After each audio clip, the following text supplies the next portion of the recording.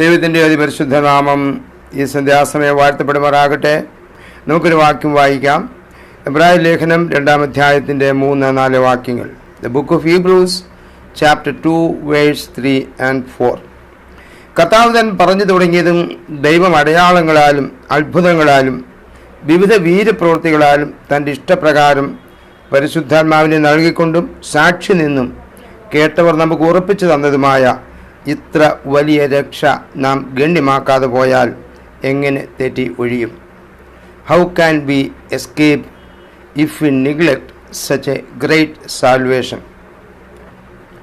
ഇത്ര വലിയ രക്ഷ നാം ഗണ്യമാക്കാതെ പോയാൽ എങ്ങനെ തെറ്റി ഒഴിയും? രക്ഷയുടെ മഹത്വം, രക്ഷയുടെ വില, രക്ഷയുടെ പ്രാധാന്യം വളരെ വലുതാണെന്ന് രക്ഷിക്കപ്പെട്ട ദൈവമക്കൾക്കറിയാം. ഇന്ന് ലോകത്ത് അനേക ആളുകൾ ഈ രക്ഷയുടെ അനുഭവത്തിൽ കടന്നു വരാതെ, ഈ രക്ഷയുടെ സന്തോഷം അറിയാതെ, ഈ രക്ഷ നൽകുന്നതായ സമാധാനവും ജീവിതത്തിലെ സ്വസ്ഥതയും പരിശുദ്ധാത്മാവിൻ്റെ ഫലമായ സ്നേഹം, സന്തോഷം, സമാധാനം, ദീർഘക്ഷമ, ദയാ, പരോപകാരം, സൗമ്യത, ഇന്ദ്രിയജയം ഇതൊന്നും അനുഭവിക്കാൻ കഴിയാതെ ഇന്ന് ലോകത്ത് തങ്ങളുടേതായ നഷ്ടസ്വപ്നങ്ങളിൽ, ദിവാസ്വപ്നങ്ങൾ മുഴുകി കഴിയുന്നവർ, കഴിഞ്ഞുപോയ ജീവിതത്തെ ഓർത്ത് കുണ്ഠിതപ്പെട്ട് വേദനയോടെ കഴിയുന്നവർ, എന്ത് ചെയ്യുമെന്നുള്ള തത്രപ്പാടിൽ മുമ്പോട്ട് ഒരു ഗതിയുമില്ലാതെ നിരാശയോടെ കഴിയുന്ന അനേക ആളുകൾ നടുവിലാണ് ദൈവം നമുക്ക് നൽകിയ വിലയേറിയ ഈ രക്ഷ നാം അനുഭവിക്കുന്ന ഓർക്കുമ്പോൾ കർത്താവിനെ അതിയായി സ്തുതിച്ചു പോകുന്നു. എന്നെ കേൾക്കുന്ന പ്രിയമുള്ളവരെ, രക്ഷിക്കപ്പെട്ട ആളുകൾക്ക് എത്ര സന്തോഷമാണെന്നറിയാമോ? ഈ രക്ഷ എന്താണ് ഇത്രയും അധികം വിലയുള്ളതാകാൻ കാര്യം? ഇത്രയധികം വലിയ ഇമ്പോർട്ടൻ്റ് ആകാൻ, പ്രാധാന്യമുള്ളതാകാൻ കാര്യം എന്താണ്? ആമേൻ. ഇവിടെ നാം വായിക്കുന്നത് ഇത്ര വലിയ രക്ഷ നാം ഗണ്യമാക്കാതെ പോയാൽ എങ്ങനെ തെറ്റി ഒഴിയും? ഈ രക്ഷയെക്കുറിച്ച് പറയുന്നത് കർത്താവ് താൻ കൽപ്പിച്ചു തുടങ്ങിയതും ദൈവം കർത്താവായ യേശുക്രിസ്തുവിൽ കൂടെ വിവിധ അടയാളങ്ങളാലും അത്ഭുതങ്ങളാലും വിവിധ വീരപ്രവൃത്തികളാലും കൂടെ നിന്ന് ഉറപ്പിച്ച്, ആമേൻ, ദൈവത്തിൻ്റെ പരിശുദ്ധാത്മാവിനെ ആവശ്യത്തിന് നൽകിക്കൊണ്ട് സാക്ഷി നിന്നുകൊണ്ട് എന്നിട്ട് കേട്ടവരായ അനേകം ആളുകൾ ഉറപ്പിച്ച് തന്നതുമായ ഈ വലിയ രക്ഷ, ആമേൻ, ദൈവത്തിൻ്റെ ദാനമാണ് രക്ഷ. എഫെസ്യ ലേഖനം 2-ാം അധ്യായത്തിൽ നമ്മൾ വായിക്കുന്നുണ്ട്, നിങ്ങൾ മുമ്പേ ഈ ലോകത്തിൻ്റെ കാലഗതിയെയും ആകാശത്തിലെ അധികാരത്തിനും അനുസരണക്കേടിൻ്റെ മക്കളിൽ ഇപ്പോൾ വ്യാപരിക്കുന്ന ആത്മാവിനും അധിപതിയായവനെയും അനുസരിച്ച് നടന്നവരാണ്. അവിടെ ഇടയിൽ നാം എല്ലാവരും മുമ്പേ നമ്മുടെ ജഡമോഹങ്ങളിൽ നടന്ന് ജഡത്തിനും മനോവികാരങ്ങൾക്ക് ഇഷ്ടമായത് ചെയ്തുകൊണ്ട് മറ്റുള്ളവരെ പോലെ പ്രകൃതിയാൽ കോപത്തിൻ്റെ മക്കളായിരുന്നു. ദൈവത്തിന് ഇഷ്ടമില്ലാത്ത പ്രവൃത്തി ചെയ്തുകൊണ്ട് ദൈവത്തെ അറിയാത്തവരായി ജീവിച്ച ഒരു കാലഘട്ടം നമുക്ക് ഏവർക്കും ഉണ്ടായിരുന്നു. ആ സമയങ്ങളിൽ ദൈവത്തിൻ്റെ വചനം പറയുന്നു, നാം ദൈവത്തിൻ്റെ കോപത്തിൻ്റെ മക്കളായിരുന്നു. നമ്മൾ കർത്താവിനോട് ശത്രുക്കളായിരുന്നു. നാം ബലഹീനരായിരുന്നു. നാം പാപികളായിരുന്നു. നാം അന്ധകാരത്തിൻ്റെ പിടിയിലകപ്പെട്ടവരായിരുന്നു. പിശാചിൻ്റെ ആധിപത്യത്തിൽ കിടന്നവരായിരുന്നു. ഈ ലോകത്തിൽ യാതൊരു പ്രത്യാശയുമില്ലാതെ ജീവിച്ച ജീവിതം. എന്നാൽ എഫെസ്യ ലേഖനം 2-ാം അധ്യായത്തിൻ്റെ 4-ാം വാക്യം ഇങ്ങനെ വായിക്കുന്നു, കരുണാസമ്പന്നനായ ദൈവമോ നമ്മെ സ്നേഹിച്ച മഹാസ്നേഹ നിമിത്തം, ആമേൻ, അതിക്രമങ്ങളാൽ മരിച്ചവരായിരുന്ന നമ്മെ ക്രിസ്തുവിനോടുകൂടി ജീവിപ്പിക്കുകയും, അവിടെ എഴുതിയിരിക്കുന്നു, കൃപയാൽ അത്രേ നിങ്ങൾ വിശ്വാസം മൂലം രക്ഷിക്കപ്പെട്ടിരിക്കുന്നു. അതിനും നിങ്ങൾ കാരണമല്ല, ദൈവത്തിൻ്റെ ദാനമത്രേ ആകുന്നു എന്ന് എഴുതിയിരിക്കുന്നു. രക്ഷ ദൈവത്തിൻ്റെ ദാനമാണ്. രക്ഷ നമുക്ക് ദൈവം നൽകിയതാണ്. നമുക്ക് യാതൊരു അർഹതയുമില്ലാതിരുന്ന ദൈവത്തിൻ്റെ കൃപയാൽ അർഹതയില്ലാത്തവർക്ക് നൽകുന്നതിനാണ് കൃപയെന്ന് പറയുന്നത്. It is unmerited favour. ആമേൻ. അപ്പോൾ ഇങ്ങനെ ലഭിച്ച രക്ഷ അത് എത്രമാത്രം വിലയേറിയതാണെന്ന് ദൈവമക്കളായി നമ്മൾ മനസ്സിലാക്കണം. അപ്പോൾ ഞാൻ 3 കാര്യം ഇവിടെ പറയുവാനായിട്ട് കർത്താവിൽ ശരണപ്പെടുന്നത്. ഒന്ന്, ഈ രക്ഷയുടെ ഉറവിടം, the source of this great salvation. Second one, the price or the cost of this salvation. ഈ രക്ഷയുടെ വില, അല്ലെങ്കിൽ ഇതിന് കൊടുക്കേണ്ടി വന്നതായ വില. 3, ഈ രക്ഷയുടെ പ്രയോജനം, the benefit of this salvation. 3 പറയാൻ പറ്റുമെന്ന് അറിയത്തില്ല. തീർന്നില്ല എങ്കിൽ അടുത്ത ആഴ്ച നമുക്കിത് കണ്ടിന്യൂ ചെയ്യാം. രക്ഷയുടെ ഉറവിടം, what is the source of this salvation? ഇതിൻ്റെ ഓതർ ആരാണ്? ഇതിൻ്റെ ഉപജ്ഞാതാവാണ്? ഇതെവിടെ നിന്ന് തുടങ്ങിയത്? ആമേൻ. പഴയ നിയമത്തിലെങ്ങും നാം ഇത് കാണുന്നില്ലല്ലോ. പുതിയ നിയമത്തിലാണ് നാം രക്ഷയെക്കുറിച്ച് അറിയുന്നത്. രക്ഷിക്കപ്പെടുക, അല്ലെങ്കിൽ വീണ്ടും ജനനം പ്രാപിക്കുക, ദൈവമക്കളായി തീരുക, പാപങ്ങളെ ഏറ്റുപറഞ്ഞ് കർത്താവിനെ സ്വന്തം രക്ഷിതാവായി സ്വീകരിക്കുക എന്നിങ്ങനെയുള്ള പ്രയോഗങ്ങളൊക്കെ നമ്മൾ കാണുന്നത് പുതിയ നിയമത്തിലാണ്. യോഹന്നാന്റെ സുവിശേഷം 3-ാം അധ്യായം നാം വായിക്കുമ്പോൾ അവിടെ നിക്കോദിമോസ് എന്ന് പറയുന്നതായ ഒരു ആൾ യേശുവിനെ കാണാൻ വന്നതായിട്ട് നമ്മൾ കാണുന്നുണ്ട്. 1-ാം വാക്യം നമ്മൾ ഇങ്ങനെയാണ് വായിക്കുന്നത്: പരീശന്മാരുടെ കൂട്ടത്തിൽ യഹൂദന്മാരുടെ ഒരു പ്രമാണിയായി നിക്കോദിമോസ് എന്നു പേരുള്ള ഒരു മനുഷ്യനുണ്ടായിരുന്നു. അവൻ രാത്രിയിൽ യേശുവിൻ്റെ അടുക്കൽ വന്ന് അവനോട്, റബ്ബി, നീ ദൈവത്തിൻ്റെ അടുക്കൽ നിന്ന് ഉപദേഷ്ടാവായി വന്നിരിക്കുന്നു എന്ന് ഞങ്ങൾ അറിയുന്നു. ദൈവം നിന്നോടുകൂടി ഇല്ലെങ്കിൽ നീ ചെയ്യുന്ന അടയാളങ്ങൾ ചെയ്യാൻ ആർക്കും കഴിയുകയില്ല. അതെല്ലാം കേട്ടിട്ട് യേശു അവനോട് പ്രതിവചിക്കുന്നത് ഇങ്ങനെയാണ്: ആമേൻ ആമേൻ, ഞാൻ നിന്നോട് പറയുന്നു, പുതുതായി ജനിച്ചില്ലെങ്കിൽ ദൈവരാജ്യം കാണുവാൻ ആർക്കും കഴിയുകയില്ല എന്നുത്തരം പറഞ്ഞു. യേശുവിൻ്റെ അടുത്ത് വന്ന് സംസാരിക്കുന്ന വ്യക്തിയോട് താൻ സംസാരിക്കുന്ന ഒന്നിനെക്കുറിച്ചും രേഖപ്പെടുത്താതെ, അല്ലെങ്കിൽ അതിനെ പരാമർശിക്കാതെ, സ്പർശിക്കാതെ യേശു ആ വ്യക്തിയോട് പറയുന്നു, നീ പുതുതായി ജനിച്ചില്ലെങ്കിൽ ദൈവരാജ്യം കാണുവാൻ കഴിയുകയില്ല. അപ്പോൾ ആ വ്യക്തി വളരെയധികം സംശയങ്ങൾ യേശുവിനോട് ചോദിക്കുന്നു. അപ്പോൾ യേശു പറയുന്നു, വെള്ളത്താലും ആത്മാവിനാലും ജനിച്ചില്ലെങ്കിൽ ദൈവരാജ്യത്തിൽ കടപ്പാൻ ആർക്കും കഴിയുകയില്ല. ജഡത്താൽ ജനിച്ചത് ജഡമാകുന്നു, ആത്മാവിനാൽ ജനിച്ചത് ആത്മാവാകുന്നു എന്ന് പറയുന്നു. അപ്പോൾ ഒരു പുതിയ ജനനത്തെക്കുറിച്ച് ഇവിടെ പറയുന്നു.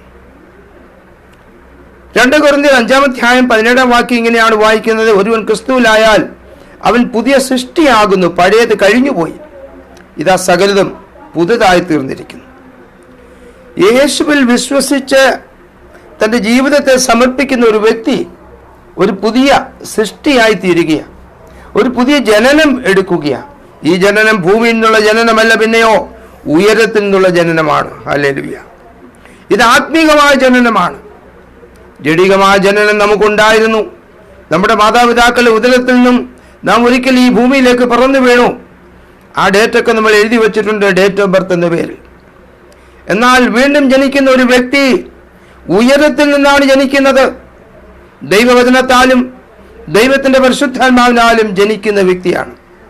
ആ വ്യക്തിയുടെ ജീവിതത്തിൽ ഒരു പുതിയ പന്ഥാവിലേക്ക് ദൈവം അവനെ നടത്തുകയാണ്. അവരുടെ ജീവിതത്തെ ഒരു പുതിയ കാഴ്ചപ്പാടിലേക്ക് ദൈവം കൊണ്ടുപോവുകയാണ്. അതൊരു വലിയ അനുഭവമാണ്. അത് അനുഭവിച്ചിട്ടുള്ളവർക്ക് അതിനെക്കുറിച്ച് അറിയാം. രക്ഷ ഒരു സന്തോഷം നമുക്ക് പ്രദാനം ചെയ്യുന്നു. എന്നാൽ ഈ രക്ഷ നമുക്ക് കിട്ടുവാൻ, ഈ രക്ഷ നമുക്ക് ലഭ്യമാകുവാൻ, നമ്മുടെ കരങ്ങളിൽ എത്തുവാൻ, നമ്മുടെ ജീവിതത്തിൽ അത് പ്രായോഗിക തലത്തിൽ കൊണ്ടുവരുവാൻ ഒരു വ്യക്തിയുടെ ഏറ്റവും വലിയ ത്യാഗമാണ് കാരണമായി തീർന്നതെന്ന് വചനം നമ്മെ പഠിപ്പിക്കുന്നു. യോഹന്നാന്റെ സുവിശേഷം 3-ാം അധ്യായത്തിൽ തന്നെ 16-ാമത്തെ വാക്യം താക്കോൽ വാക്യമാണല്ലോ. അതിങ്ങനെയാണ് വായിക്കുന്നത്: തൻ്റെ ഏകജാതനായ പുത്രനിൽ വിശ്വസിക്കുന്ന ഏവരും നശിച്ചു പോകാതെ, ഏതൊരു വ്യക്തിയും പിതാവാ ദൈവത്തിൻ്റെ ഏകജാതനായ കർത്താവായ യേശു ക്രിസ്തുവിൽ വിശ്വസിക്കുന്ന ഏതൊരു വ്യക്തിയും നശിച്ചു പോകാതെ നിത്യജീവൻ പ്രാപിക്കേണ്ടതിന് ദൈവം അവന് നൽകുവാൻ തക്കവണ്ണം ലോകത്തെ സ്നേഹിച്ചു.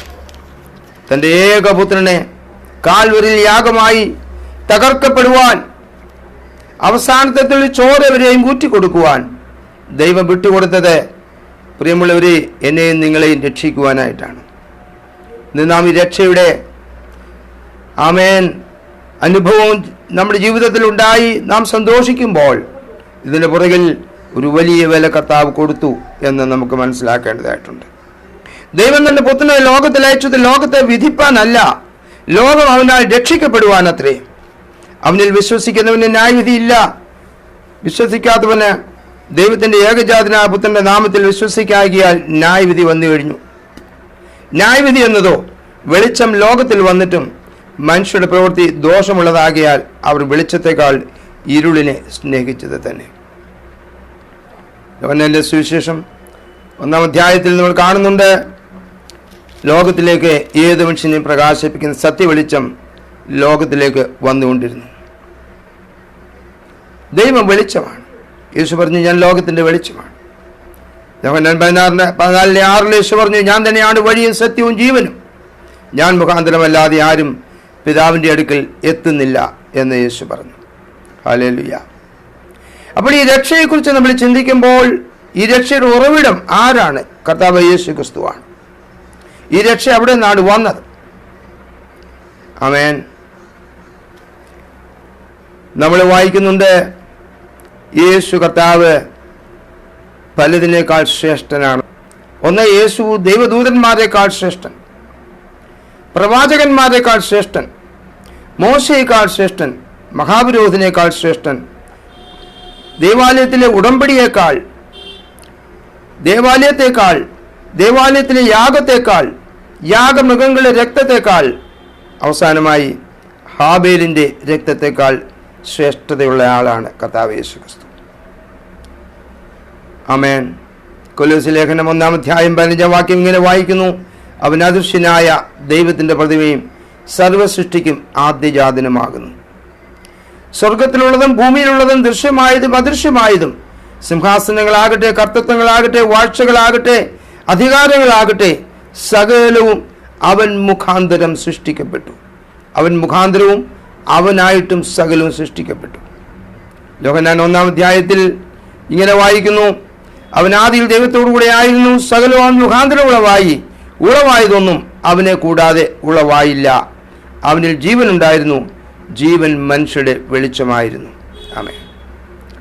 അപ്പോൾ യേശു കർത്താവ് ഈ ഭൂമിയിൽ കടന്നു വന്നത് ഒരു മനുഷ്യനായിട്ടാണ് അവതരിച്ചതെന്ന് നമ്മൾ വായിക്കുമ്പോൾ തന്നെ പഴയ നിയമത്തിൽ നാം കാണുന്ന വ്യക്തികൾ ഏത് വ്യക്തിയെ നാം എടുത്ത് പരാമർശിക്കുന്നുവോ ആ ഏത് വ്യക്തിയെക്കാളും ശ്രേഷ്ഠതയുള്ള ആളായിരുന്നു കർത്താവ് യേശു ക്രിസ്തു. എഫെസ്യ ലേഖനത്തിൽ 1-ാം അധ്യായം 21-22 വായിക്കുന്നു, സ്വർഗത്തിൽ തന്റെ വലത്ത് ഭാഗത്ത് എല്ലാ വാഴ്ചയ്ക്കും അധികാരത്തിനും ശക്തിക്കും കർത്തൃത്വത്തിനും ഈ ലോകത്തിൽ മാത്രമല്ല വരുവാനുള്ളതിനും വിളിക്കപ്പെടുന്ന സകല നാമത്തിനും അത്യന്തം വിലയിരുത്തുകയും സർവവും അവന്റെ കാൽ കീഴാക്കി വെച്ചു, അവനെ സർവത്തിനും മീതെ തലയാക്കി. എന്നെ കേൾക്കുന്ന പ്രിയ സഹോദരങ്ങളെ, ഈ രക്ഷ നമുക്ക് കിട്ടിയത് കർത്താവ് യേശു ക്രിസ്തുവിൽ നിന്നാണ്. ഈ യേശു കർത്താവ് സകല സൃഷ്ടിയെക്കാളും ശ്രേഷ്ഠനാണ്. ഹല്ലേലൂയ. മർക്കോസിന്റെ സുവിശേഷത്തിൽ നമ്മൾ കാണുന്നുണ്ട്, അപ്പോൾ വലിയ ചുഴലിക്കാറ്റുണ്ടായി, പടകിൽ തിര തള്ളിക്കയറുക കൊണ്ട് അത് മുങ്ങുമാറായി. യേശു അമരത്ത് തലയിണ വെച്ച് ഉറങ്ങുകയായിരുന്നു. അവർ അവനെ ഉണർത്തി, ഗുരു, ഞങ്ങൾ നശിച്ചു പോകുന്നു, നിനക്ക് വിചാരമില്ലയോ എന്ന് പറഞ്ഞു. യേശു എഴുന്നേറ്റു, കാറ്റിനെ ശാസിച്ചു, കടലിനോട് അടങ്ങുക എന്ന് പറഞ്ഞു. കാറ്റമർന്നു, വലിയ ശാന്തതയുണ്ടായി. പ്രകൃതി ശക്തികളെ പോലും തൻ്റെ ചൊൽപ്പിടിയിൽ നിർത്തുവാൻ കഴിവുള്ളവൻ, പ്രകൃതി ശക്തികളെ ശാസിച്ചമർത്തുന്നവൻ. ആമേൻ. അതിൻ്റെ അർത്ഥം എന്താണ്? ഈ ലോകത്തിലെ സൃഷ്ടിക്കപ്പെട്ടിട്ടുള്ള സകലത്തിനേക്കാളും യേശു വലിയവനാണ്. ഹല്ലേലൂയ. എന്നെ കേൾക്കുന്ന പ്രിയ സഹോദരങ്ങളെ, ഇന്ന് നിങ്ങൾ രക്ഷിക്കപ്പെട്ടവരാണെങ്കിൽ ആ രക്ഷയ്ക്ക് നിദാനം, ആ രക്ഷയുടെ ഉറവിടം ഈ വലിയവനായ കർത്താവാണ് എന്നോർത്ത് കർത്താവിനെ സ്തുതിക്കുവാനിടയാകട്ടെ. ആമേൻ. 5 അപ്പം കൊണ്ട് 5000 പേരെ പോഷിപ്പിച്ചവൻ, അനേക കുരുടന്മാർക്ക് കാഴ്ച നൽകിയവൻ, മുടന്തന്മാരെ സൗഖ്യമാക്കിയവൻ, വെള്ളത്തിന്മേൽ നടന്നവൻ. ആമേൻ. ഇതെല്ലാം എന്താ നമ്മളെ സൂചിപ്പിക്കുന്നത്? യേശു സകല സൃഷ്ടിയെക്കാളും മികച്ചവൻ. ഇന്ന് ഭൂമിയിൽ ജീവിച്ചിരിക്കുന്ന സകലത്തെക്കാളും, ഉണ്ടാക്കപ്പെട്ടുള്ള സകലത്തെക്കാളും യേശു വലിയവനാണ്. ഹല്ലേലൂയ. രണ്ടാമത്, നമ്മൾ വിശ്വാസ ജീവിതം തുടങ്ങുമ്പോൾ ആദ്യമായി പരാമർശിക്കപ്പെടുന്ന വ്യക്തി അബ്രഹാമാണല്ലോ. സ്തോത്രം. വിശ്വാസികളുടെ പിതാവെന്നാണ് അബ്രഹാമിനെ നാമകരണം ചെയ്തിരിക്കുന്നത്. അബ്രഹാമിൻ്റെ വിശ്വാസത്തെ നമ്മൾ വളരെ വിലയുള്ളതായി കാണുന്നു. അബ്രഹാമിൻ്റെ അതേ വിശ്വാസം നമുക്കുണ്ടാകണമെന്ന് തിരുവചനം രേഖപ്പെടുത്തുകയും ചെയ്യുന്നു. ആമേൻ. എന്നാൽ ഈ അബ്രഹാമിനേക്കാൾ യേശു വലിയവനായിരുന്നുവെന്ന് വചനം നമ്മളോട് പറയുന്നു. ആമേൻ. ഏറ്റവും അധികം നാം ബഹുമാനിക്കുന്ന വ്യക്തിയാണ് അബ്രഹാം. ഏറ്റവും അധികം ആദരിക്കുന്ന വ്യക്തിയാണ് അബ്രഹാം. ആമേൻ. ഒരിക്കൽ യഹൂദന്മാർ ഇങ്ങനെ യേശുവിനോട് സംസാരിച്ചു കൊണ്ടിരുന്ന സമയത്ത് ഇങ്ങനെ പറയുവാനിടയായി. യോഹന്നാന്റെ സുവിശേഷം 8-ാം അധ്യായം 53-ാം വാക്യത്തിൽ, ഞങ്ങളുടെ പിതാവായ അബ്രഹാമിനേക്കാൾ നീ വലിയവനാണോ? അവൻ മരിച്ചു, പ്രവാചകന്മാരും മരിച്ചു, നിന്നെ തന്നെ നീ ആറാക്കുന്നു എന്ന് ചോദിച്ചതിന് യേശു അവരോട് പറഞ്ഞു, നിങ്ങൾ പിതാവായ അബ്രഹാം എൻ്റെ ദിവസം കാണുമെന്നുള്ളത് കൊണ്ട് ഉല്ലസിച്ചു, അവൻ കണ്ട് സന്തോഷിച്ചിരിക്കുന്നു എന്ന് പറഞ്ഞു. യഹൂദന്മാർ അവനോട്, നിനക്ക് 50 വയസ്സായിട്ടില്ല, നീ അബ്രഹാമിനെ കണ്ടിട്ടുണ്ടോ എന്ന് ചോദിച്ചു. യേശു അവരോട് പറഞ്ഞു, ആമേൻ ആമേൻ, ഞാൻ നിങ്ങളോട് പറയുന്നു, അബ്രഹാം ജനിച്ചതിന് മുമ്പേ ഞാനുണ്ട്. ഹല്ലേലൂയ. അപ്പോൾ ഈ ലോകത്തിലെ സകല സൃഷ്ടിക്കപ്പെട്ട സകലതിനേക്കാളും വലിയവൻ വിശ്വാസികളുടെ പിതാവായ അബ്രഹാമിനേക്കാൾ വലിയവൻ. തീർന്നില്ല. Jesus is also greater than Jacob. യാക്കോബിനേക്കാൾ വലിയവനാണ് യേശു. യാക്കോബിനാണല്ലോ ഇസ്രായേൽ എന്ന പേര് കൊടുത്തത്. ആമേൻ. ഒരിക്കൽ ശമരിയ സ്ത്രീയോട് സംസാരിച്ചു കൊണ്ടിരിക്കുമ്പോൾ, കിണറ്റിന്റെ അരികിൽ നിന്നുകൊണ്ട് യേശു സംഭാഷിച്ചു കൊണ്ടിരിക്കുമ്പോൾ യേശു അവളോട് ചോദിക്കുന്നു, എനിക്ക് കുടിപ്പാൻ അല്പം ജലം തരുമോ? യോഹന്നാന്റെ സുവിശേഷം 4-ാം അധ്യായത്തിൽ കാണുന്നുണ്ട്. അപ്പോൾ അവൾ പറയുന്നു, എങ്ങനെയാണ് ജലം തരാൻ എനിക്ക് കഴിയത്തില്ല. അപ്പോൾ യേശു അവളോട് പറയുന്നു, നീ ദൈവത്തിന്റെ ദാനവും നിന്നോട് കുടിപ്പാൻ ചോദിക്കുന്നവൻ ആരെന്നും അറിഞ്ഞുവെങ്കിൽ നീ അവനോട് ചോദിക്കുകയും അവൻ ജീവനുള്ള വെള്ളം നിനക്ക് തരികയും ചെയ്യുവാൻ ഉത്തരം പറഞ്ഞു. അവൾക്ക് അറിയാത്ത ഒരു കാര്യം യേശു പറയും, നിനക്ക് ഞാൻ ആരാണെന്ന് അറിയത്തില്ല, നിന്നോട് വെള്ളം ചോദിക്കുന്ന ആരാണെന്ന് അറിയത്തില്ല, നീ ദൈവത്തിന്റെ ദാനമാണെന്ന് നിനക്കറിയത്തില്ല.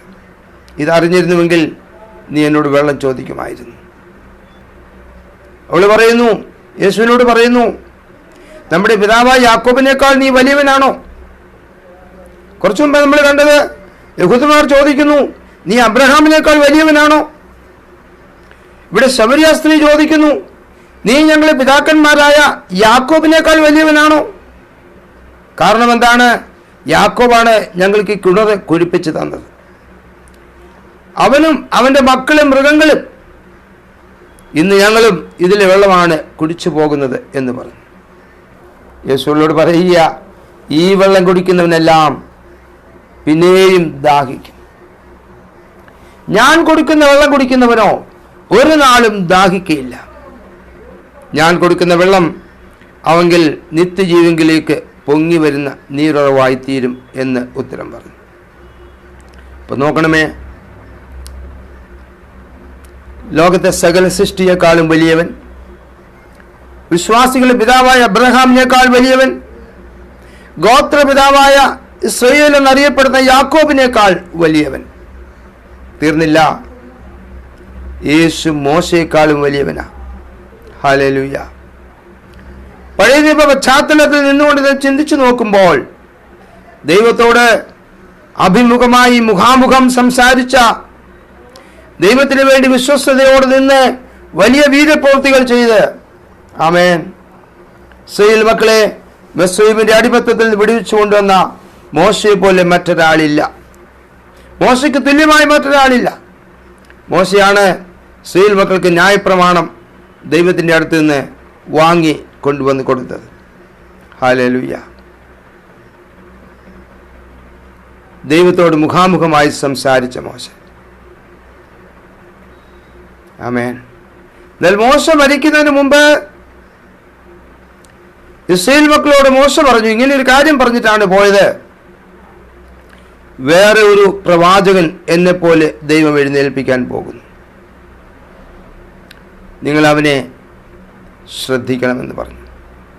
ആവർത്തന പുസ്തകം 18-ാം അധ്യായത്തിൻ്റെ 15-ാം വാക്യത്തിൽ, നിന്റെ ദൈവമായ യഹോവ നിനക്ക് എന്നെപ്പോലെ പ്രവാചകനെ നിന്റെ മധ്യേ നിന്റെ സഹോദരന്മാരുടെ ഇടയിൽ നിന്ന് എഴുന്നേൽപ്പിച്ചു തരും. അവൻ്റെ വചനം നിങ്ങൾ കേൾക്കണം. ആമേൻ. മോശ മരിച്ചുപോയി. മോശ കൊടുത്ത ന്യായപ്രമാണത്തിന് ആളുകളെ രക്ഷിക്കുവാൻ കഴിഞ്ഞില്ല. മോശ കൊടുത്ത ന്യായപ്രമാണത്തിൻ്റെ കുഴപ്പമല്ല, മോശയുടെ കുഴപ്പമല്ല, ന്യായപ്രമാണം കൊടുത്ത ദൈവത്തിൻ്റെയും കുഴപ്പമല്ല. ന്യായപ്രമാണത്തെ തങ്ങളുടെ ബലഹീന ശരീരത്തിൽ നിവർത്തിക്കുവാൻ ജനത്തിന് കഴിയാതെ പോയി. ഹല്ലേലൂയ. അത് നമ്മൾ റോമാലേഖനം 8-ാം അധ്യായത്തിൽ വായിക്കുന്നുണ്ട്. 3-ാമത്തെ വാക്യം, ജഡത്താലുള്ള ബലഹീനത നിമിത്തം ന്യായപ്രമാണത്തിന് കഴിയാത്തതിനെ സാധിപ്പാൻ ദൈവം തന്റെ പുത്രനെ പാപജഡത്തിന്റെ സാദൃശ്യത്തിലും പാപനിമിത്തവും അയച്ചു. ന്യായപ്രമാണത്തിന് ജനത്തെ രക്ഷിക്കുവാൻ വെടിവെപ്പാൻ കഴിഞ്ഞില്ല പ്രിയപ്പെട്ടവരെ. എന്നാൽ യോഹന്നാന്റെ സുവിശേഷത്തിൽ 1-ാം അധ്യായത്തിൽ നമ്മൾ വായിക്കുന്നുണ്ട്, മോശ മുഖാന്തരം ന്യായപ്രമാണം ലഭിച്ചു, എന്നാൽ കൃപയും സത്യവും യേശു ക്രിസ്തു മുഖാന്തരം വന്നു. ന്യായപ്രമാണത്തിന് ആരെയും രക്ഷിക്കുവാൻ കഴിഞ്ഞില്ല. ന്യായപ്രമാണത്തിന് തെറ്റുകളെ ചൂണ്ടിക്കാണിക്കുവാനേ കഴിഞ്ഞുള്ളൂ, ശിക്ഷ വിധിക്കുവാനേ കഴിഞ്ഞുള്ളൂ. യേശു കൃപയും സത്യവും നിറഞ്ഞവനായ യേശു വന്നു. എന്നിട്ട് വായിക്കുന്നു, അവന്റെ നിറവിൽ നിന്ന് നമുക്ക് എല്ലാവർക്കും കൃപമേൽ കൃപ ലഭിച്ചിരിക്കുന്നു. മത്തായിയുടെ സുവിശേഷം 5-ാം അധ്യായത്തിന്റെ 17-ാം വാക്യത്തിൽ യേശു പറയുന്നുണ്ട്, ഞാൻ ന്യായപ്രമാണത്തെയോ പ്രവാചകന്മാരെയോ നീക്കേണ്ടതിനായി വന്നുവെന്ന് നിരൂപിക്കരുത്, നീക്കുവാനല്ല നിവർത്തിപ്പാനത്രേ ഞാൻ വന്നത്. മോശയ്ക്ക് കഴിയാഞ്ഞ ന്യായപ്രമാണം മോശയെ കൊണ്ട് ചെയ്തെടുക്കുവാൻ കഴിയാതെ ഇരുന്നത്, ഇസ്രായേൽ മക്കൾക്ക് നിവർത്തിപ്പാൻ കഴിയാതിരുന്നത്, ആ ന്യായപ്രമാണം യേശു ക്രിസ്തുവിൽ കൂടെ നിവർത്തിക്കുകയാണ്. അതുകൊണ്ട് കർത്താവ് ന്യായപ്രമാണത്തിൻ്റെ അവസാനമാകുന്നു. ഹല്ലേലൂയ. കർത്താവ് പറഞ്ഞു, സത്യമാടി ഞാൻ നിങ്ങളോട് പറയുന്നു, ആകാശവും ഭൂമിയും ഒഴിഞ്ഞു പോകും വരെ സകലവും നിവൃത്തിയാകുവോളം ന്യായപ്രമാണത്തിൽ നിന്നൊരു വള്ളിയെങ്കിലും പുള്ളിയെങ്കിലും ഒഴിഞ്ഞു പോകുകയില്ല. ഇവിടെ യേശു മോശയേക്കാൾ വലിയവൻ. എബ്രായ ലേഖനം 3-ാം അധ്യായത്തിന്റെ 2-3 വായിക്കുന്നത്, മോശ ദൈവഭവനത്തിലൊക്കെയും വിശ്വസ്തനായിരുന്നതുപോലെ യേശുവും തന്നെ നിയമിച്ചാക്കിയവന് വിശ്വസ്തനാകുന്നു. ഭവനത്തെക്കാളും ഭവനം ചമച്ചവന് അധികം മാനമുള്ളതുപോലെ യേശുവും മോശയേക്കാൾ അധികം മഹത്വത്തിന് യോഗ്യനെന്ന് എണ്ണിയിരിക്കുന്നു. ഏത് ഭവനവും ചമപ്പാൻ ഒരാൾ വേണം. സർവവും ചമച്ചവൻ ദൈവം തന്നെ. അവൻ്റെ ഭവനത്തിലൊക്കെയും മോശ വിശ്വസ്തനായിരുന്നു. ക്രിസ്തുവോ അവൻ്റെ ഭവനത്തിന് അധികാരിയായ പുത്രനായിട്ട് തന്നെ. അപ്പോൾ സകല സൃഷ്ടിയെക്കാളും അബ്രഹാമിനേക്കാളും വിശ്വാസികളുടെ പിതാവ് അബ്രഹാമിനേക്കാൾ ഗോത്രപിതാവായ യാക്കോബിനേക്കാൾ ന്യായപ്രമാണം കൊണ്ടുവന്ന് തന്ന് ഇസ്രായേൽ മക്കളെ വിടുവിച്ചു കൊണ്ടുവന്ന മോശ എന്ന വലിയ മനുഷ്യനേക്കാളും നമ്മുടെ കർത്താവായ യേശു ക്രിസ്തു വലിയവനാണ്, ശ്രേഷ്ഠനാണെന്ന് തിരുവചനം നമ്മളെ പഠിപ്പിക്കുന്നു. തീർന്നില്ല. നാം ഏറ്റവും അധികം മാനിക്കുകയും നാം ഏറ്റവും അധികം സങ്കീർത്തനങ്ങൾ വായിച്ച് സന്തോഷിക്കുകയും നാം ആശ്വസിക്കുകയും ചെയ്യുമ്പോൾ അതിൻ്റെ പുറകിലുള്ള ആ ഏറ്റവും വലിയ വ്യക്തിയെ നാം ഓർക്കുന്നുണ്ട്. ദാവീദ് എന്നാണ് അദ്ദേഹത്തിൻ്റെ പേര്. ഇസ്രായേലിലെ 2-ാമത്തെ രാജാവ്, ദൈവത്തിൻ്റെ ഹൃദയപ്രകാരമുള്ള മനുഷ്യൻ, ദൈവത്തിൻ്റെ കൽപ്പനകളും ചട്ടങ്ങളും എല്ലാം പ്രമാണിച്ചു നടന്ന മനുഷ്യൻ, ദൈവത്തെ തൻ്റെ മുമ്പാകെ വെച്ചിരുന്ന ഒരു നല്ല മനുഷ്യൻ. ഹല്ലേലൂയ. വചനം നമ്മോട് പറയുന്നു, യേശു ദാവീദിനേക്കാളും വലിയവനാണ്. ഹല്ലേലൂയ. ആമേൻ. യേശുവിൻ്റെ കാലഘട്ടത്തിൽ യേശുവിനെ അറിയപ്പെടുന്ന ഒരു ടൈറ്റിൽ ഉണ്ടായിരുന്നു. അതിങ്ങനെയായിരുന്നു, ദാവീദ് പുത്രൻ. വഴിയരികിലിരുന്ന് ഭിക്ഷ യാചിച്ചുകൊണ്ടിരുന്ന ബർത്തിമായി കടന്നു പോകുന്ന യേശു ആണെന്ന് അറിഞ്ഞപ്പോൾ ഇങ്ങനെയാണ് വിളിച്ചു പറയുന്നത്, യേശുവേ ദാവീദ് പുത്ര, എന്നോട് കരുണ തോന്നണമേ. ആമേൻ. ദാവീദ് പുത്ര എന്നൊരു ടൈറ്റില്, എന്നൊരു പേര് യേശുവിന് ലഭിച്ചിരുന്നു. 2 ശമൂവേൽ 7-ാം അധ്യായത്തിന്റെ 16-ാം വാക്യം നമ്മൾ വായിക്കുമ്പോൾ ഇങ്ങനെ ഇവിടെ പരാമർശിക്കുന്നുണ്ട്, നിന്റെ ഗ്രഹവും നിന്റെ രാജ്യത്വവും എൻ്റെ മുമ്പാകെ എന്നേക്കും സ്ഥിരമായിരിക്കും, നിന്റെ സിംഹാസനവും എന്നേക്കും ഉറച്ചിരിക്കും. ആമേൻ. 110 സങ്കീർത്തനം 1 വാക്യം ഇങ്ങനെ വായിക്കുന്നു, യഹോവ എൻ്റെ കർത്താവിനോട് അരുളി ചെയ്യുന്നത്, ഞാൻ നിന്റെ ശത്രുക്കളെ നിന്റെ പാദപീഠമാക്കുവോളം നീ എൻ്റെ വലത്തു ഭാഗത്തിരിക്കുക. ആമേൻ. മത്തായിയുടെ സുവിശേഷം 22 അധ്യായം 45-41 പരീശന്മാർ ഒരുമിച്ച് കൂടിയിരിക്കുമ്പോൾ യേശുവരോട്, ക്രിസ്തുവിനെ കുറിച്ച് നിങ്ങൾക്ക് എന്ത് തോന്നുന്നു?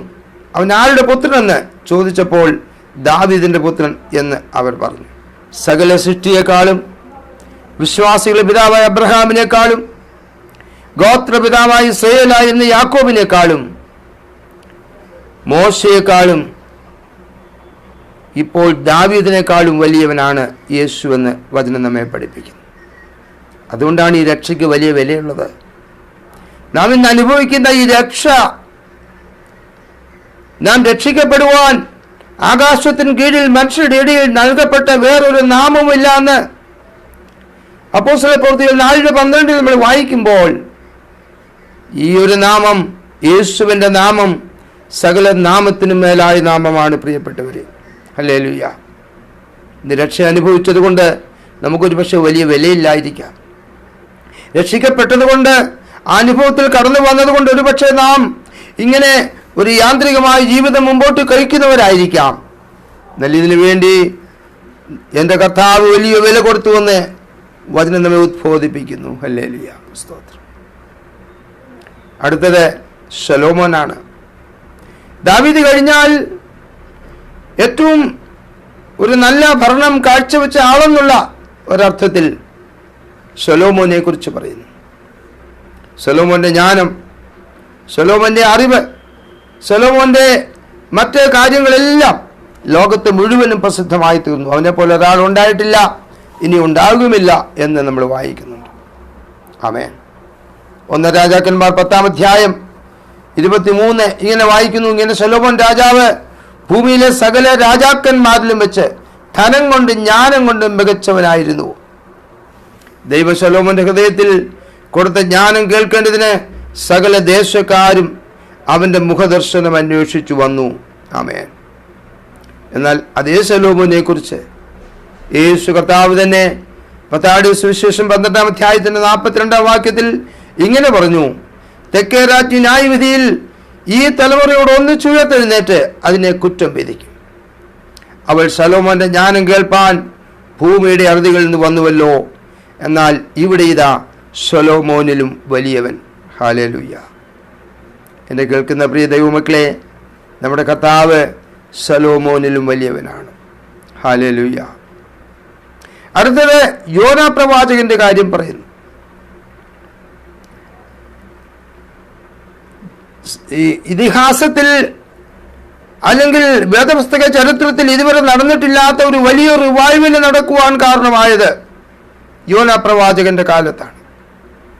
യോനാ പ്രവാചകൻ കർത്താവ് പറഞ്ഞതെല്ലാം അതുപോലെ ചെയ്തില്ലെങ്കിൽ തന്നെയും, ആ ദൂത് അതുപോലെ ചെന്ന് അറിയിച്ചില്ലെങ്കിൽ തന്നെയും, തൻ്റെ ആ ഒരു സന്ദർശനം കൊണ്ട്, തൻ്റെ ഒരു അറിയിപ്പ് കൊണ്ട് ഒരു പട്ടണം മുഴുവനും, നിനവേ പട്ടണം മുഴുവനും, രാജാവ് തൊട്ട് ഏറ്റവും അധികം താഴെ അറ്റത്തുള്ള ആൾ വരെ, കുഞ്ഞുവരെ, ആമേൻ, ഈവൻ മൃഗങ്ങൾ വരെയും രട്ടും എണ്ണീറും ഇരുന്ന് ഉപവാസമെടുക്കുവാൻ കാരണമായി തീർന്നു. ഹല്ലേലൂയ.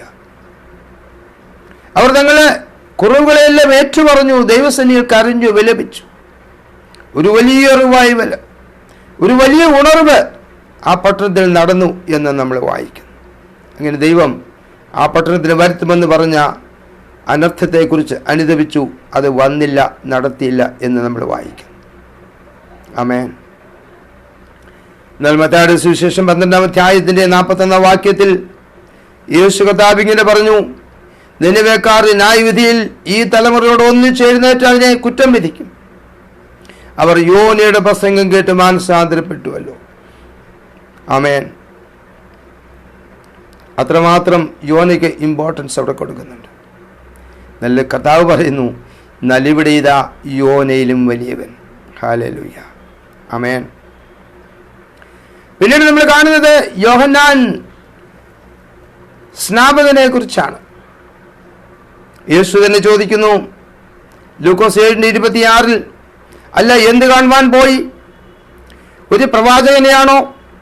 അതേ, പ്രവാചകനിൽ മികച്ചവനെ തന്നെ എന്ന് നിങ്ങളോട് പറയുന്നു. ഞാൻ എൻ്റെ ദൂതനെ നിനക്ക് മുമ്പായി അയക്കുന്നു. അവൻ നിന്റെ മുമ്പിൽ നിനക്ക് വഴിയൊരുക്കുമെന്ന് എഴുതിയിരിക്കുന്നു. അവനെക്കുറിച്ചാകുന്നു. സ്ത്രീകൾ ജനിച്ചവരിൽ യോഹന്നാനേക്കാൾ വലിയവൻ ആരുമില്ല. ദൈവരാജ്യത്തിൽ ഏറ്റവും ചെറിയവനോ അവനിലും വലിയവൻ എന്ന് ഞാൻ നിങ്ങളോട് പറയുന്നു. മലാഖിയുടെ പുസ്തകം 3-ാം അധ്യായത്തിൽ ഇങ്ങനെ വായിക്കുന്നു, എനിക്ക് മുമ്പായി വഴി നിരത്തേണ്ടതിന് ഞാൻ എൻ്റെ ദൂതനെ അയക്കുന്നു. നിങ്ങൾ അന്വേഷിക്കുന്ന കർത്താവും നിങ്ങൾ ഇഷ്ടപ്പെടുന്ന നിയമദൂതനുമായവൻ പെട്ടെന്ന് തൻ്റെ മന്ദിരത്തിലേക്ക് വരും. ഇതാ അവൻ വരുന്നു എന്ന് സൈന്യങ്ങളെ യഹോവ അരുളി ചെയ്യുന്നു. ലൂക്കോസിന്റെ സുവിശേഷം 1-ാം അധ്യായം 17-ാം വാക്യത്തിൽ യോഹന്നാനെ കുറിച്ച് ഇങ്ങനെ പറയുന്നു, അവൻ അപ്പന്മാരുടെ ഹൃദയങ്ങളെ മക്കളിലേക്ക് വഴങ്ങാത്തവരെ നീതിമാന്മാരുടെ ബോധത്തിലേക്കും തിരിച്ചും കൊണ്ട് ഒരുക്കമുള്ള ഒരു ജനത്തെ കർത്താവിന് വേണ്ടി ഒരുക്കുവാൻ അവന് മുമ്പായി, ആർക്കു മുമ്പായി? കർത്താവ് യേശു ക്രിസ്തുവിന് മുമ്പായി ഏലിയാവിൻ്റെ ആത്മാവോടും ശക്തിയോടും കൂടെ നടക്കും. എന്നാൽ യേശു വന്നപ്പോൾ എന്താ ചെയ്തത്? യോഹന്നാൻ തന്നെ പറഞ്ഞു, ഞാനും നിങ്ങളെ വെള്ളം കൊണ്ട് സ്നാനം കഴിപ്പിക്കുന്നു. എനിക്ക് പിന്നാലെ ഒരുത്തൻ വരുന്നുണ്ട്, അവൻ്റെ ചെരുപ്പിൻ്റെ വാറഴിപ്പാൻ ഞാൻ യോഗ്യനല്ല. അവൻ നിങ്ങളെ പരിശുദ്ധാത്മാവ് കൊണ്ട് സ്നാനം കഴിപ്പിക്കും. വീശുപുറം അവൻ്റെ കയ്യിലുണ്ട്. അവൻ ഗോതമ്പ് കളപ്പുരയിലിട്ട് വീശി, ആമേൻ, പതിര് കളപ്പുരയിൽ ഇട്ട് കൂട്ടി ചുട്ടുകളയും. ഹല്ലേലൂയ, ആമേൻ. പരിശുദ്ധാത്മാവിലും തീയിലും സ്നാനം കഴിപ്പിക്കുവാൻ അധികാരമുള്ളത് യേശു കർത്താവിന് മാത്രം. അടുത്ത നമ്മൾ കാണുന്നത് മന്ദിരത്തെക്കാൾ, ദേവാലയത്തെക്കാൾ യേശു വലിയവൻ. യെരൂശലേം ദേവാലയം, യേശുവിൻ്റെ അവസാനത്തെ യാത്ര യെരൂശലേം ദേവാലയത്തിൽ കടന്നു വന്ന് ശുദ്ധീകരണം നടത്തിയിട്ട് ദേവാലയത്തെ ഓർത്ത് യേശു കരയുന്നു. കരഞ്ഞിട്ട് പറയുന്നു, കല്ലിന്മേൽ കല്ല് ശേഷിപ്പിക്കാതെ ഇതിനെ നശിപ്പിക്കുവാൻ പോവുകയാണ്. മത്തായിയുടെ സുവിശേഷം 27-ാം അധ്യായത്തിൽ യേശു ദേവാലയം വിട്ടു പോകുമ്പോൾ ശിഷ്യന്മാർ അവനെ ദേവാലയത്തിന്റെ പണി കാണിക്കണമെന്ന് അവൻ്റെ അടുക്കൽ വന്നു. അവൻ അവരോട്, ഇതെല്ലാം കാണുന്നില്ലയോ? ഇടിഞ്ഞു പോകാതെ കല്ലിന്മേൽ കല്ല് ശേഷിക്കില്ല എന്ന് ഞാൻ സത്യമായിട്ട് നിങ്ങളോട് പറയുന്നു. അല്ലാതെ മത്തായിയുടെ സുവിശേഷം 12-ാം അധ്യായത്തിന്റെ 6-ാം വാക്യത്തിൽ യേശു പറയുന്നു, എന്നാൽ ദേവാലയത്തെക്കാൾ വലിയവൻ ഇവിടെ ഉണ്ട് എന്ന് ഞാൻ നിങ്ങളോട് പറയുന്നു. യാഗത്തിലല്ല കരുണയിലത്രേ ഞാൻ പ്രസാദിക്കുന്നു എന്നുള്ളത് എന്ത് നിങ്ങൾ അറിഞ്ഞിരുന്നുവെങ്കിൽ കുറ്റമില്ലാത്തവരെ കുറ്റം വിധിക്കില്ലായിരുന്നു എന്ന് പറയുന്നു. Hallelujah.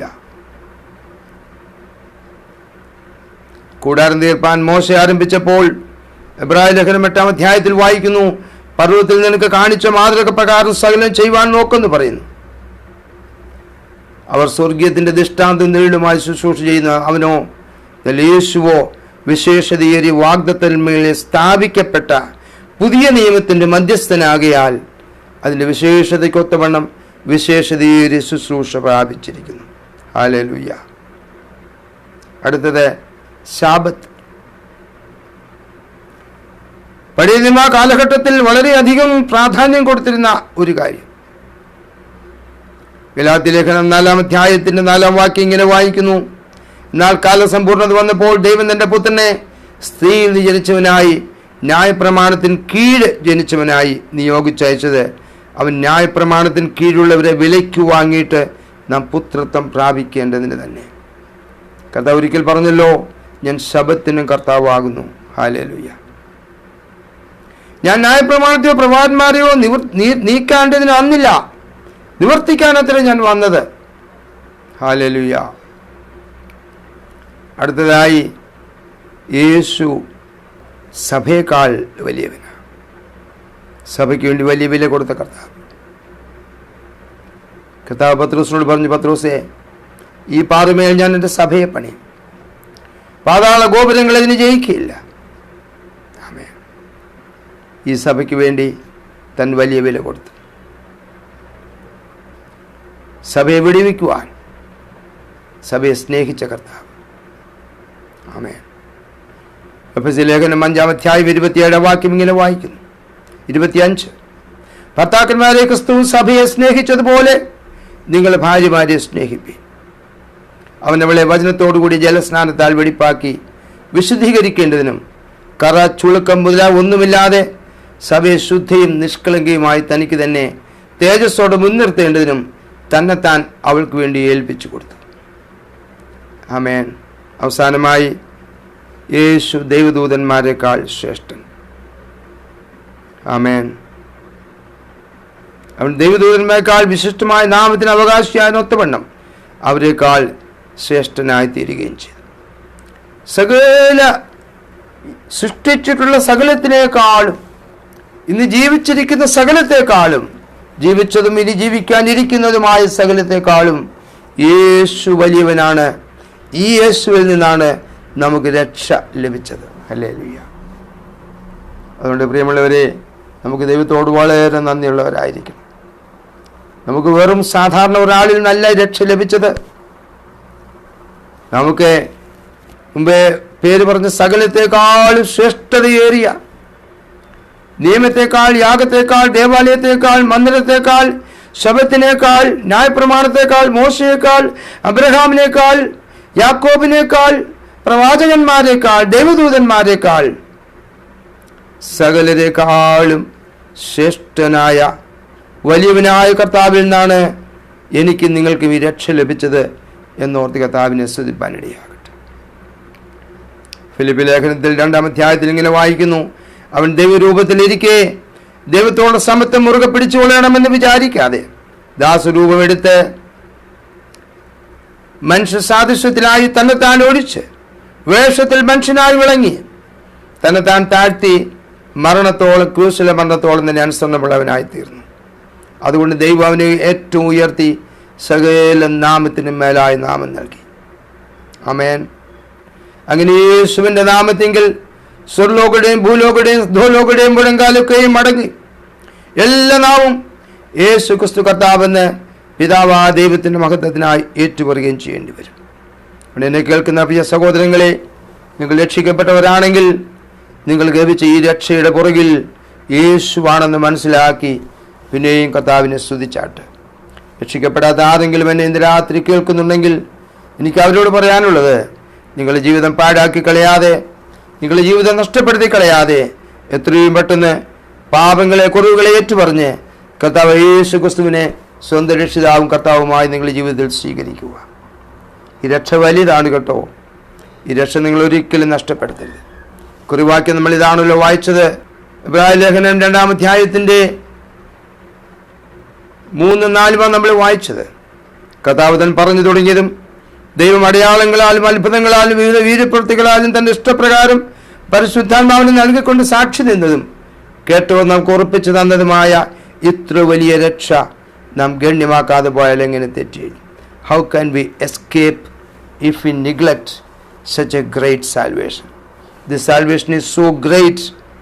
Those who have not received this salvation, those who have not yet accepted Jesus Christ as their personal Lord and Savior, those who are still outside this salvation, it is my very humble request to them, please confess your sins and receive Jesus Christ as your personal Lord and Savior. യേശു കർത്താവിനെ സ്വന്തം രക്ഷിതാവും കർത്താവുമായി സ്വീകരിച്ചാട്ട് ഈ രക്ഷയുടെ സന്തോഷം നിങ്ങളുടെ ജീവിതത്തിൽ നിരന്തരമായി അനുഭവിപ്പാനിടയാകട്ടെ. ദൈവം നിങ്ങളേവരെയും ഈ വചനങ്ങളാൽ ഇന്ന് രാത്രി സഹായിക്കുമാറാകട്ടെ. God bless you.